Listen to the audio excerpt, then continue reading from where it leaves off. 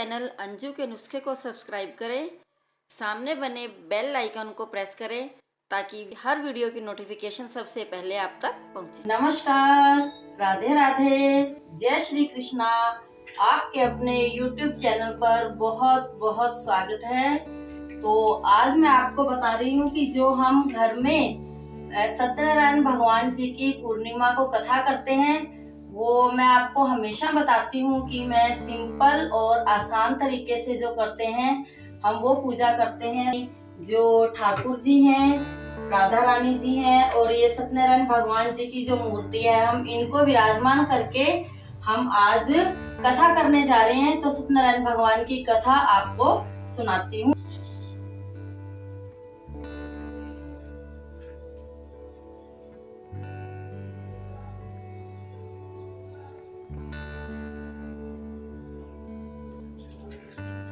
अब हम तिलक लगाएंगे। चलो कथा शुरू करो साथ ही। ओम गजाननम भूतगणादि सेवितम कपित जम्बू फलचारुभक्षणम उमासुतम शोक विनाशकारकम नमामि विघ्नेश्वर पाद पंकजम। ओम नमो भगवते वासुदेवाय नमः। ओम नमो भगवते वासुदेवाय नमः। ओम नमो नारायणाय नमः। ओम नमो नारायणाय नमः। चलो जी कथा शुरू। श्री सत्यनारायण भगवान जी की कथा प्रथम अध्याय। एक समय नैमिषारण्य तीर्थ में शौनकादिक 88,000 ऋषियों ने श्री सूत जी से पूछा, हे प्रभु, इस कलयुग में वेद विद्या रहित मनुष्य को प्रभु भक्ति किस प्रकार मिलेगी तथा उनका उद्धार कैसे होगा? हे मुनिश्रेष्ठ, ऐसा तब बताइए जिसमें थोड़े समय में पुण्य प्राप्त हो तथा मन वांछित फल मिले। वह कथा सुनने की हमारी इच्छा है। जिस व्रत को नारद जी ने लक्ष्मी नारायण जी से पूछा था और श्री लक्ष्मीपति ने मुनिश्रेष्ठ नारद जी से कहा था, सो ध्यान से सुनो। एक समय योगीराज नारद जी दूसरों के हित की इच्छा से अनेक लोगों को घूमते हुए मृत्यु लोक में आ पहुँचे। यहाँ अनेक योनियों में जन्मे हुए प्राय सभी मनुष्यों के अपने कर्मों द्वारा अनेक दुखों से पीड़ित देखकर सोचा, किस नियत्न की करने से निश्चय ही मानवों के दुखों का नाश हो सकेगा। ऐसा मन में सोचकर विष्णु लोक को गए। वहाँ श्वेत वर्ण और 4 भुजाओं वाले देवों के ईश नारायण का, जिनके हाथों में शंख, चक्र, गदा और पद्म थे तथा वरमाला पहने उसे देखकर स्तुति करने लगे। हे भगवान, आप अत्यंत शक्ति से संपन्न हैं, मन और वाणी भी आपको नहीं पा सकती। आपका आदि मध्य अंत नहीं है। निर्गुण स्वरूप सृष्टि के कारण भक्तों के दुखों को नष्ट करने वाले हो, आपको मेरा नमस्कार है। नारद जी ने इस प्रकार स्तुति सुनकर विष्णु भगवान बोले, हे मुनिश्रेष्ठ, आपके मन में क्या है? आपका किस काम के लिए आगमन हुआ है? निसंकोच कहो। तब नारद मुनि बोले, मृत्यु लोक में सब मनुष्य जो अनेक योनियों में पैदा हुए हैं, अपने अपने कर्मों के द्वारा अनेक प्रकार के दुखों से दुखी हो रहे हैं। हे नाथ, मुझ पर दया रखते हो तो बताइए कि उन मनुष्य के सब दुख थोड़े से ही प्रयत्न से कैसे दूर हो सकते हैं? श्री भगवान जी बोले, हे नारद, मनुष्य की भलाई के लिए तुमने बहुत अच्छी बात पूछी है, जिसके करने से मनुष्य मोह से छूट जाता है। वह मैं कहता हूँ, सुनो। पुण्य देने वाला स्वर्ग तथा मृत्यु लोक दोनों में दुर्लभ एक उत्तम व्रत है। आज मैं प्रेम वश होकर तुमसे कहता हूँ। श्री सत्यनारायण भगवान को यह व्रत अच्छी तरह विधान पूर्वक करके मनुष्य तुरंत ही यहाँ सुख भोग कर मरने को मोक्ष को प्राप्त होता है। श्री भगवान के वचन सुनकर नारद मुनि बोले, इस व्रत का फल क्या है? क्या विधान है? किसने यह व्रत किया है और किस दिन यह व्रत करना चाहिए? विस्तार से कहो। भगवान बोले, दुख व शोक आदि को दूर करने वाला, धन धान्य को बढ़ाने वाला, सौभाग्य तथा संतान को देने वाला, यह व्रत सब स्थानों पर विजयी करने वाला है। भक्ति और श्रद्धा के साथ किसी भी दिन मनुष्य श्री सत्यनारायण की शाम के समय ब्राह्मण और बंधुओं के साथ धन परायण होकर पूजा करे। भक्ति भाव से नैवेद्य केले का फल, घी, दूध और गेहूं का चूर्ण सवाया ले। गेहूं के अभाव में साठी का चूर्ण, शक्कर तथा गुड़ ले और सब भक्षण योग्य पदार्थ जमा करके भगवान को अर्पित करे तथा बंधु बांधवों सहित ब्राह्मणों को भोजन कराएं। उसके बाद स्वयं भोजन करे। नृत्य गीत आदि का आचरण कर श्री सत्यनारायण भगवान का स्मरण करता हुआ समय व्यतीत करे। इस तरह व्रत करने पर मनुष्य की इच्छा पूरी होती है। विशेषकर कली काल में मृत्यु लोक में यह मोक्ष का सरल उपाय है। इति श्री सत्यनारायण व्रत कथा का प्रथम अध्याय संपूर्ण। श्रीमन्नारायण नारायण नारायण श्रीमन्नारायण नारायण नारायण श्रीमन्नारायण नारायण नारायण श्रीमन्नारायण नारायण नारायण। श्री सत्यनारायण भगवान की जय।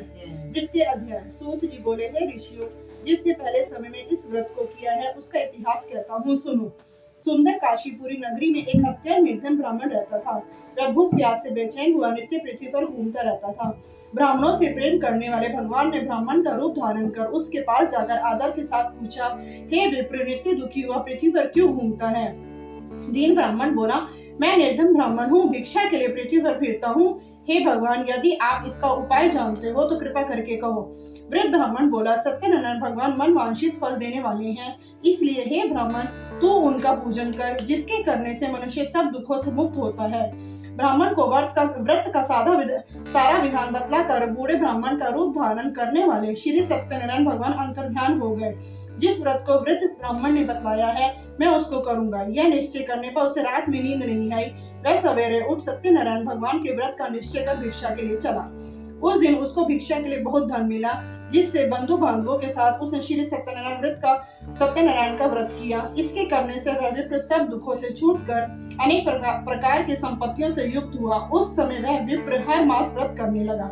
इस तरह सत्यनारायण भगवान के व्रत को जो करेगा वह सब पापों से छूटकर मोक्ष को प्राप्त होगा। आगे जो पृथ्वी पर श्री सत्यनारायण भगवान का व्रत करेगा वह मनुष्य सब दुखों से छूट जाएगा। इस तरह नारद जी ने नारायण जी का कहा हुआ यह व्रत मैंने तुमसे कहा। हे विप्रो, मैं अब और क्या कहूँ? ऋषि बोले, हे मुनिवर, संसार में उस विप्र से सुनकर और किस किस ने इस व्रत को किया, हम वह सब सुनना चाहते हैं। इसके लिए हमारे मन में श्रद्धा है। सूत जी बोले, हे मुनियों, जिसने इस व्रत को किया है वह सब सुनो। एक समय वह विप्र धन और ऐश्वर्य के अनुसार बंधु बांधवों के साथ व्रत करने को तैयार हुआ। उसी समय एक लकड़ी बेचने वाला बूढ़ा आदमी आया और बाहर लकड़ियों को रखकर विप्र के मकान में गया। प्यास से दुखी लकड़हारा उसको व्रत करते देखकर विप्र को नमस्कार कर कहने लगा, आप यह क्या कर रहे हैं और इसके करने से क्या फल मिलता है? कृपया मुझे ही बताओ। ब्राह्मण ने कहा, सब मनोकामनाओं को पूरा करने वाला यह श्री सत्यनारायण भगवान का व्रत है। इसकी ही कृपा से मेरे यहाँ धन खाने आदि की वृद्धि हुई है। विप्र से इस व्रत के बारे में जानकर लकड़हारा बहुत प्रसन्न हुआ। चरणामृत ले और प्रसाद खाने के बाद अपने घर को गया। लकड़हारे ने अपने मन में इस प्रकार का संकल्प किया कि आज गांव में लकड़ी बेचने से जो धन मिलेगा उसी से वह श्री सत्यनारायण भगवान का उत्तम व्रत करूंगा। यह मन में विचार कर वह बूढ़ा आदमी लकड़ियां अपने सिर पर रखकर जिस नगर में धनवान लोग रह रहे थे वह एक सुंदर नगर में गया। उस रोज वहां पर उसे उन लकड़ियों के दाम पहले दिनों से चौगुना मिले।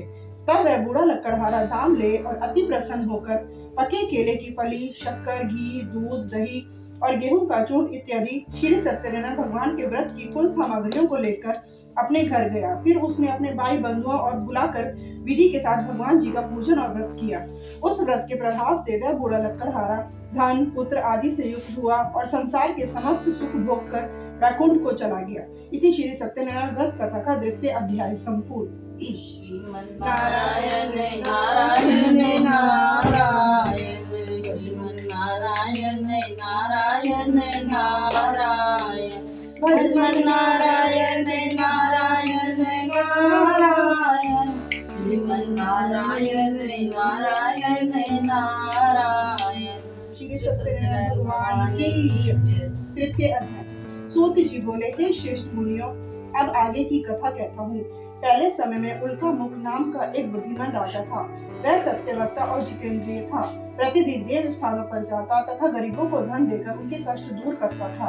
उनकी पत्नी कमल के समान मुख वाली और सती साध्वी थी। भद्रशिला नदी के तट पर उन दोनों ने श्री सत्यनारायण भगवान का व्रत किया। उस समय वहाँ एक साधु नामक वैश्य आया। उसके पास व्यापार के लिए बहुत सा धन था। राजा को व्रत करते देखकर वह विनय के साथ पूछने लगा, हे राजन, भक्ति युक्त चित्त से ये क्या आप कर रहे हैं? मेरी सुनने की इच्छा है, सो आप यह मुझे बताइए। राजा बोला, हे साधु, अपने बांधवों के साथ पुत्र आदि की प्राप्ति के लिए एक महाशक्तिवान श्री सत्यनारायण भगवान का व्रत व पूजन किया जा रहा है। राजा के वचन सुनकर साधु आदर से बोला, हे राजन, मुझसे इसका सब विधान कहो। मैं भी आपके कथा अनुसार इस व्रत को करूंगा। मेरे भी कोई संतान नहीं है और इससे निश्चय ही होगी। राजा से सब विधान सुन व्यापार से निवृत्त हो वह आनंद के साथ घर गया। साधु ने अपनी पत्नी से संतान देने वाले उस व्रत का वर्णन सुनाया और कहा, जब मेरे संतान होगी तब मैं इस व्रत को करूंगा। साधु ने ऐसे वचन अपनी पत्नी लीलावती से कहे।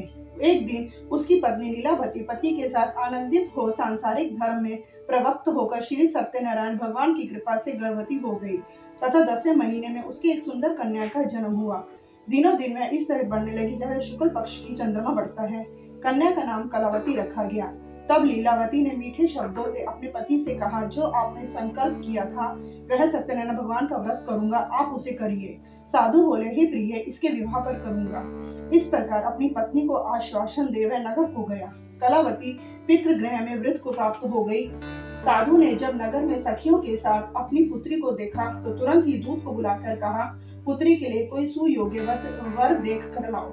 साधु की आज्ञा पाकर दूत कंचन नगर पहुंचा और वहां पर देखभाल कर लड़की के लिए सुयोग्य वाणिक पुत्र को ले आया। उस सुयोग्य लड़के को देखकर साधु ने अपने बंधु बांधवों सहित प्रसन्नचित्त अपनी पुत्री का विवाह उसके साथ कर दिया, किंतु दुर्भाग्य से विवाह के लिए समय भी उस व्रत को करना भूल गया। तब श्री भगवान क्रोधित हो गए और शाप दिया, तुम्हें दारुण दुख प्राप्त होगा। अपने कार्य में कुशल साधु बनिए जा माता सहित समुद्र के समीप स्थित होकर रतनसारपुर नगर में गया और वहां दोनों ससुर जमाई चंद्रकेतु राजा के उस नगर में व्यापार करने लगे। एक दिन भगवान श्री सत्यनारायण की माया से प्रेरित कोई चोर राजा का धन चुरा कर भागा जा रहा था, किंतु राजा के दूतों को आता देखकर चोर ने घबराकर भागते हुए राजा के धन को वहीं चुपचाप रख दिया जहाँ ससुर जमाई ठहरे हुए थे। जब दूतों ने उस साधु वेश्या के पास राजा के धन को रखा देखा तो उन दोनों ने पकड़कर और राजा के समीप जाकर बोले, हम इन दोनों चोरों को पकड़कर लाए हैं, अब हमें क्या करना है, आज्ञा दे। राजा की आज्ञा से उन्हें कारावास में डाल दिया और उनका धन छीन लिया। श्री सत्यनारायण भगवान के श्राप द्वारा उसकी पत्नी भी घर पर बहुत दुखी हुई और उनके घर पर जो धन रखा था उसे भी चोर चुरा कर ले गए। शारीरिक व मानसिक पीड़ा तथा भूख प्यास से अति दुखी हो अन्न की चिंता में कलावती एक ब्राह्मण के घर गई। वहां उसने श्री सत्यनारायण भगवान का व्रत होते देखा, फिर कथा सुनी तथा प्रसाद ग्रहण कर रात को घर आई। माता ने कलावती से कहा, हे पुत्री, तू अब तक कहाँ रही और तेरे मन में क्या है? कलावती बोली, हे माता, मैंने एक ब्राह्मण के घर श्री सत्यनारायण भगवान का व्रत देखा है। कन्या के वचन सुनकर लीलावती भगवान के पूजन की तैयारी करने लगी। लीलावती ने परिवार और बंधुओं समेत श्री सत्यनारायण भगवान का पूजन किया और वर मांगा, मेरे पति और दामाद शीघ्र आ जाएं। साथ ही प्रार्थना की, इन सबका अपराध क्षमा करो। श्री सत्यनारायण भगवान इस व्रत को संतुष्ट हो गए और राजा चंद्रकेतु को स्वप्न में दर्शन देकर कहा, हे राजन, दोनों वैश्यों को प्रातः ही छोड़ दो और उनका सारा धन जो तुमने लिया है उन्हें वापस दे दो, नहीं तो मैं तुम्हारा धन, राज्य, पुत्र आदि नष्ट कर दूंगा। राजा से ऐसा कहकर भगवान अंतर्ध्यान हो गए। प्रातःकाल राजा चंद्रकेतु ने सभा में अपना स्वप्न सुनाया, फिर दोनों वाणिक पुत्रों को कैद से मुक्त कर सभा में बुलाया। दोनों ने आते ही राजा को नमस्कार किया। राजा मीठे वचनों से बोले, हे महानुभावो भगवान, भाग्यवश ऐसा कठिन दुख तुम्हें प्राप्त हुआ है, अब तुम्हें कोई भय नहीं। ऐसा कहकर राजा ने उनको नए नए वस्त्र आभूषण पहनाए और उनका जितना धन लिया था उससे दुगना धन देकर आदर से विदा किया। दोनों वेश्ये अपने घर को चल दिए। इति श्री सत्यनारायण भगवान व्रत करता था। तृतीय अध्याय संपूर्ण। नारायण नारायण नारायण नारायण नारायण नारायण श्रीमन नारायण नारायण नारायण नारायण नारायण नारायण। श्री सत्यनारायण भगवान की जय। चतुर्थ सूत जी बोले, वैश्य ने मंगलाचार करके यात्रा आरंभ की और अपने नगर को चल दिए। उनके थोड़ी दूर निकलने पर दंडी वेशधारी श्री सत्यनारायण भगवान ने उनसे पूछा, हे साधु, तेरी नाव में क्या है? अभिमानी वाणिक हंसता हुआ बोला, हे दंडी, आप क्यों पूछ रहे हो? क्या धन लेने की इच्छा है? मेरी नाव में तो बेल और पत्ते भरे पड़े हैं। वेश्य का कठोर वचन सुनकर श्री भगवान ने कहा, तुम्हारा वचन सत्य हो। दंडी ऐसा कहकर वहां से दूर चले गए और कुछ दूर जाकर समुद्र के किनारे बैठ गए। दंडी के जाने पर वैश्य ने नृत्य क्रिया करने के बाद नाव को ऊंची उठी देखकर अचंभा किया तथा नाव में बेल पत्ते आदि देखकर मूर्छित हो जमीन पर गिर पड़ा। फिर मूर्छा खुलने पर अत्यंत शोक प्रकट करने लगा। तब उसका दामाद बोला, आप शोक ना करें, यह दंडी का शाप है, अतः उनकी शरण में चलना चाहिए, तभी हमारी मनोकामना पूर्ण होगी। दामाद के वचन सुनकर वह दंडी के पास पहुंचा और अत्यंत भक्तिभाव से नमस्कार करके बोला, मैंने जो आपसे असत्य वचन कहे थे उनको क्षमा करो। ऐसा कहकर शोकातुर हो रोने लगा। तब दंडी भगवान बोले, हे मानिक पुत्र, मेरी आज्ञा से बार बार तुम्हें दुख प्राप्त हुआ है, तू मेरी पूजा से विमुख हुआ। साधु बोला, हे भगवान, आपकी माया से ब्रह्मा आदि देवता भी आपके स्वरूप को नहीं जानते, तब मैं अज्ञानी कैसे जान सकता हूँ? आप प्रसन्न होइए, मैं सामर्थ्य के अनुसार आपकी पूजा करूंगा। मेरी रक्षा करो और पहले के समान नौका में धन भर दो। उसके भक्ति युक्त वचन सुनकर भगवान प्रसन्न हो उसकी इच्छा अनुसार वर देकर अंतर्ध्यान हो गए। तब उन्होंने नाव पर आकर देखा कि नाव धन से परिपूर्ण है। फिर वह श्री सत्यनारायण भगवान का पूजन कर साथियों सहित अपने नगर को चला। जब वह अपने नगर के निकट पहुंचा तब दूत को घर भेजा। दूत ने साधु के घर जाकर उसकी पत्नी को नमस्कार कर कहा, साधु आपने दामाद सहित इस नगर के समीप आ गए हैं। ऐसा सुन साधु की पत्नी ने बड़े हर्ष के साथ श्री सत्यनारायण का पूजन कर पुत्री से कहा, मैं अपने पति के दर्शन के लिए जा रही हूँ, तू कार्य पूर्ण कर शीघ्र आ। माता के ऐसे वचन सुनकर कलावती प्रसाद छोड़कर जल्दी में पति के पास गई। प्रसाद की अवज्ञा के कारण श्री सत्यनारायण भगवान ने रुष्ट हो उसके पति को नाव सहित पानी में डुबो दिया। कलावती फिर अपने पति को ना देखकर रोती हुई जमीन पर गिर पड़ी। इस तरह नौका को डूबा हुआ तथा कन्या को रोता हुआ देखकर साधु दुखी होकर बोला, हे प्रभु, मुझसे या मेरे परिवार से जो भूल हुई है उसे क्षमा करो। उसके दीन वचन सुनकर श्री सत्यनारायण भगवान प्रसन्न हो गए और आकाशवाणी हुई, हे साधु, तेरी कन्या मेरे प्रसाद को छोड़कर आई है, इसलिए उसका पति अदृश्य हुआ है। यदि वह घर जाकर प्रसाद खाकर लौटे तो इसे पति अवश्य मिलेगा। आकाशवाणी सुनकर कलावती ने घर पहुंचकर प्रसाद खाया, फिर पति के दर्शन किए। तत्पश्चात साधु ने बंधु बांधवों सहित श्री सत्यनारायण भगवान का विधि पूर्वक पूजन किया। इस लोक का सुख भोगकर अंत में स्वर्ग लोक को गया। इति श्री सत्यनारायण भगवान व्रत का चतुर्थ अध्याय संपूर्ण। श्रीमन नारायण नारायण नारायण नारायण नारायण नारायण श्रीमन नारायण नारायण नारायण नारायण नारायण नारायण। श्री सत्यनारायण भगवान की जय। पंचम अध्याय। सूत जी बोले, हे ऋषियों, मैं और भी कथा कहता हूँ, सुनो। प्रजा पालन में लीकतुप्तध्वज नाम का एक राजा था। उसने भी भगवान का प्रसाद त्याग कर बहुत दुख पाया। एक समय वन में जाकर वन्य पशुओं को मारकर बड़ के पेड़ के नीचे आया। वहां उसने ग्वालों को भक्ति भाव से बांधवों सहित श्री सत्यनारायण जी का पूजन करते देखा। राजा देखकर भी अभिमान वश वहां नहीं गया और ना ही नमस्कार किया। जब ग्वालों ने श्री भगवान का प्रसाद उसके सामने रखा तो वह प्रसाद त्याग कर अपनी नगरी को चला गया। वहां पहुंचकर उसने अपना सब कुछ नष्ट पाया। तब वह जान गया कि यह सब भगवान ने किया है। तब वह विश्वास कर ग्वालों के पास गया और विधि पूर्वक पूजन कर प्रसाद खाया तो श्री सत्यनारायण भगवान की कृपा से सब कुछ पहले जैसा हो गया। फिर दीर्घ काल तक सुख भोग कर मृत्यु होने पर स्वर्गलोक को गया। जो मनुष्य इस परम दुर्लभ व्रत को करेगा, भगवान की कृपा से उसे धन धान्य की प्राप्ति होगी। निर्धन धनी और बंदी बंधन से मुक्त निर्भय हो जाता है। संतानहीनों को संतान प्राप्त होती है तथा सब मनोरथ पूर्ण होकर अंत में वैकुंठ धाम को जाता है। जिन्होंने पहले इस व्रत को किया है, अब उसके दूसरे जन्म की कथा कहता हूँ। वृद्ध शांतानंद ब्राह्मण ने सुदामा का जन्म लेकर मोक्ष को पाया। लक्कड़हारे ने अगले जन्म में निषाद बनकर मोक्ष प्राप्त किया। उनका मुख नाम का राजा दशरथ होकर वैकुंठ को प्राप्त हुआ। साधु नाम के वैश्य ने मोर ध्वज बनकर अपने पुत्र को आरे से चीर कर मोक्ष को प्राप्त किया। महाराज तुकध्वज ने स्वयं भू होकर भगवान में भक्ति युक्त हो कर्म कर मोक्ष प्राप्त किया।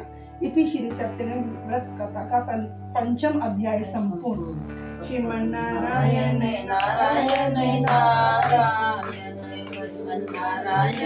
नारायण नारायण श्रीमन नारायण नारायण नारायण नारायण नारायण नारायण। सत्यनारायण भगवान की जय।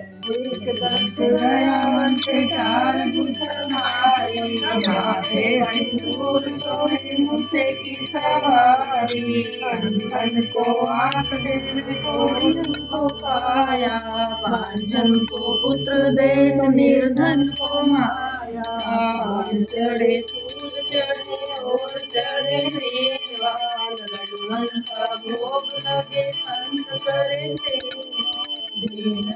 लाज रखो शंभु शुक्रवारी, कामना को पूरा करो जाऊं बलिहारी। जय गणेश जय गणेश जय गणेश देवा, माता जाकी पार्वती पिता महादेव। ओम जय लक्ष्मी रमना स्वामी जय लक्ष्मी रमना सत्यनारायण स्वामी सत्यनारायण स्वामी जगदातक हरना ओम जय लक्ष्मी रमना रतन जड़ित सिंहासन अद्भुत छविराजे स्वामी अद्भुत छविराजे नारद शरद निरंजन घंटा ध्वनि बाजे ओम जय लक्ष्मी रमना प्रकट भरे कलिकारण द्विज को दर्श दियो स्वामी जी को दर्श दियो ब्राह्मण बन कर बूढ़ा ब्राह्मण कर कंचन महल कियो ओम जय लक्ष्मी रमना दुर्बल भील कराली जिन पर कृपा करी स्वामी जिन पर कृपा करी चंद्रचूड़ एक राजा चंद्रचूड़ एक राजा दिन की पर हरि ओम जय लक्ष्मी रमना वैश्य मनोरथ पायो श्रद्धा तज दीनी स्वामी शरणा तज फल भोग्यो प्रभु जी तो फल भोग्यो प्रभु जी विजया स्तुति ओम जय लक्ष्मी रमना भक्ति के कारण छिन छिन रूप धर्यो स्वामी छिन छिन रूप धर्यो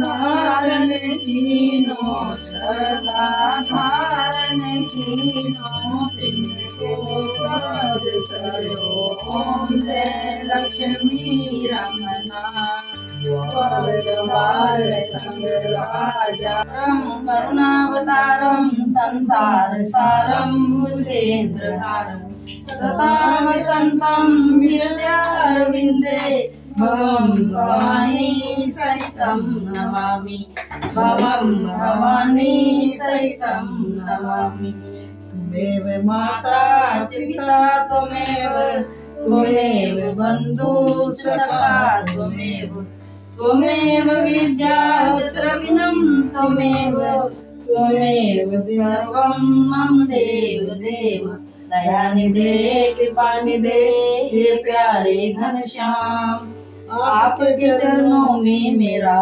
घोर प्रणाम सियावर राम जय जय राम मेरे प्रभु राम जय जय राम। और कभी जून में टमाटर जाके जुलाई में जो वो चिपचिपा डाल देता है पसीना आता है पसीना नहीं आता।